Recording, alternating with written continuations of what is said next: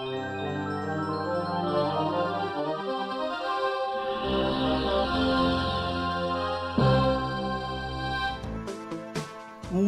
to Goldfish on Games, where war has never been so much fun, or at least so I've been told in the intro to the classic game, Cannon Fodder.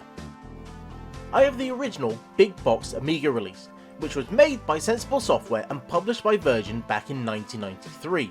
This edition came with the Camouflage Soldier box art, which wasn't actually their first choice, as they had planned on using the iconic Poppy image, which you can actually still find in the title sequence. But the British Royal Legion were not happy about it, not because of the content of the game, but more about using their image. And it just took a bit of cash and a message in-game about them having nothing to do with it for them to leave the game alone. As is typical of me, I actually happen to have a copy for the CD32 as well as this loose disc version for MS-DOS. As I guess this box art was a little too subtle for some people, most other releases of the game got variations of these 3D rendered soldiers, which were turned into a 3D animated intro for some of the CD-ROM releases. But as seems a bit of a trend with them, the American release had to have something completely unique, and, well, to be honest, it's frankly bizarre. It's just absolutely crazy. When you first start the game up, your recruits will file past this lovely green and empty boot hill, but it won't remain that for very long, as you lose soldiers through your missions, this will get littered with graves, with the gravestones indicating the rank of the soldier that died.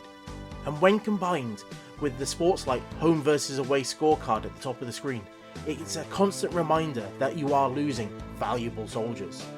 And with each soldier having an individual name, you really do get attached to them. It was like a badge of honour to try and keep Jules and Jops alive as long as possible. And once your recruits are signed up, you'll be able to start your mission, which typically will be broken up into a number of phases, which you'll need to complete before you use up all your recruits and get a game over, as the only way you can save or get more bodies is when you return to Boot Hill. When the mission loads and you're into the game proper, you'll find it's very easy to control, at least if you're using a mouse, which is the best way to play. Left click moves your squad, while right click fires your gun. And for the first few missions, that'll be pretty much all you need, as your only goal is to kill everyone. But it won't take long before you have a mission where you'll have to take out buildings, and you can do this using grenades, which require you to press both mouse buttons. And all in all, there are about 7 different mission types, which range from kill everything, destroy everything, or rescue everything, in all the various combinations. And on top of those grenades you also have rockets, which are great for taking out buildings or people at a distance. It's not just enemy soldiers that you're going to have to deal with, but also the environment, with bodies of water that you'll have to cross, which can be quite difficult, as it will leave you defenseless when you're in the deeper water. And later on, quicksand and booby traps will start to show up, and you'll really need to keep your eyes open for them. Buildings are also deadly in this game, as while they still have a door, they will keep spawning fresh soldiers that you'll have to deal with. But when you do destroy them, the door will fly off, killing anything in its path. And the projectile roof does not discriminate against when it comes to killing when it lands back to Earth. Grenades also don't discriminate, as if you throw it too close, then it's good night for your guys. You also need to keep an eye out for weapon crates that give you more nades and missiles, as a stray bullet will cause them to explode, taking out anything that's nearby, which can actually be useful in the right situation, or an absolute phase killer in others. And if that isn't bad enough, the enemy isn't restricted to soldiers either. They have people with rocket launchers or static gun emplacements, which will quickly ruin your day. And then come the vehicles. Tanks, jeeps, skidoos and choppers all play their part. But if you find an empty one, they will quickly become a force for good. And some of them are actually required for the later missions, so make sure you don't blow them up by accident. At 74 phases across 24 missions, you'll have a lot of content to work through, and the levels are split up into a number of environments. At first, you'll be welcome to the jungle, where even the trees can be taken down if you want. The Arctic wastes are a white land, where your little guys will really stand out. The desert, where you'll have to really watch your step. Or the moorlands, with their intelligible locals who seem to keep complaining about being on me land. And finally, the underground base, where you'll have a real fight on your hands. Each has its own look and sound, with even unique wildlife, some of which you can actually kill, if you're a monster that is. But the environment will try and get its own back, as each has its own unique set of traps and obstacles for you to overcome.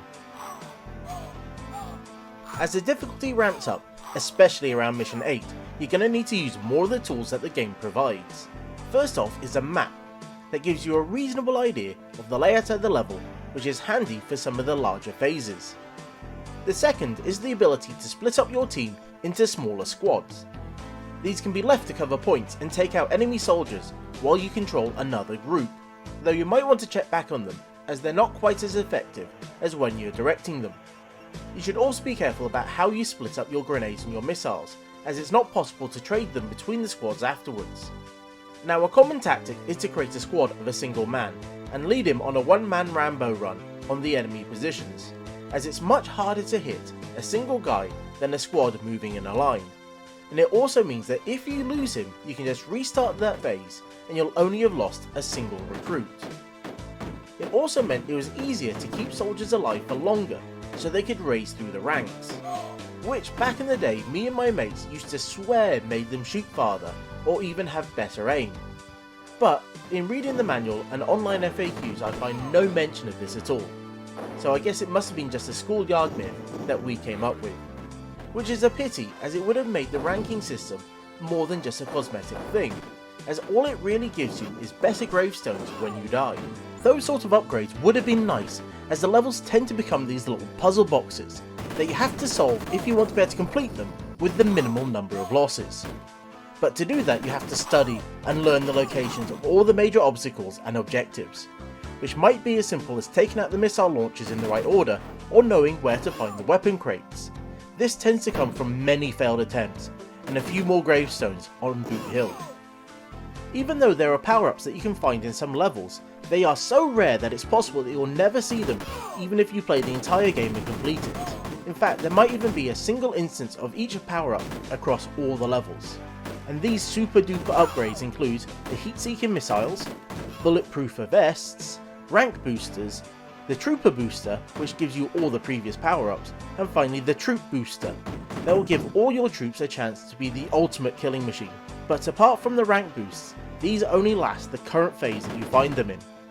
And while you're playing, you're going to need to use all your senses, as while you're in a mission, the only audio you get is the environmental sounds, which really do a great job of putting you in the setting, but occasionally you will hear something that will alert you to the presence of an enemy nearby.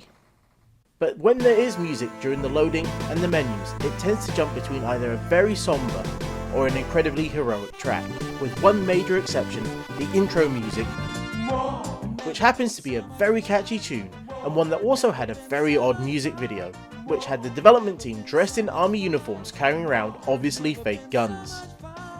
It gives a great look at the minds behind this game and who would take their top 2 selling games and mash them together. That's right, they released 2 magazine-only games in the form of Cannon Soccer, where your soldiers are having to take on the sensible soccer players across a snowy pitch,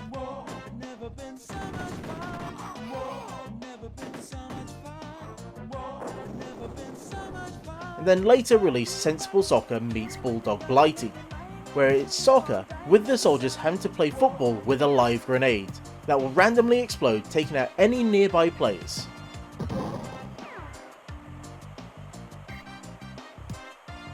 Another interesting dive into the minds of the developers was provided by Amiga Power issue 31, where a few months before the release of the game they published Canon Fodder Plus, an interactive developer diary that showed how the game progressed from a basic blockout with just a single soldier to having beaches, huts and eventually the dreaded chopper.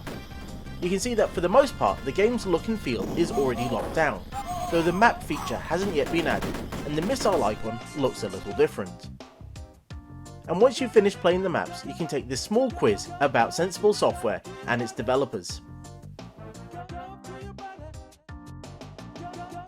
Thankfully, this is one of those rare games it's actually possible to buy today, with no effort at all, as it's been released on Steam and GOG. It's based on the MS-DOS version and uses DOSBox, but if you don't want to use that emulator or you don't have a retro PC, then you can check out the engine remake called Open Fodder, which not only allows you to play the original Cannon Fodder, but also Cannon Fodder 2 and Cannon Soccer, as well as a few other demos. All you have to do is provide it with the original data, and there's been releases for most modern operating systems. If you want a physical copy, then you should be in luck, as the game was released on 11 different platforms in its time on the market. This included home computers, multiple generations of console, and even a very impressive port to the Game Boy Color of all things. The game unsurprisingly gained some negative attention from the press and local politicians, who claimed it was offensive and monstrous to millions who fought. But as is typical, they had never played the game and had no intention of ever checking it out. It was just something they could use to generate outrage with. They had no idea that the game at its core was an enjoyable title that made you care for your soldiers and made losing them all the more harder. It didn't glorify war, which many of those same papers actually did. It humanized it, with its mix of humour and never letting you forget who you'd lost on the way. At the end of the day, these controversies did nothing to hold the game back. As far as we can tell, the game sold great, with over 100,000 copies sold on just the Amiga alone, which is well deserved as it's a great game that gives you something new and interesting on every level and isn't afraid to show you your successes as well as your failures. Until next time, maggot, I've been the Goldfish. That was a war that's never been so much fun, and this was Goldfish on Games.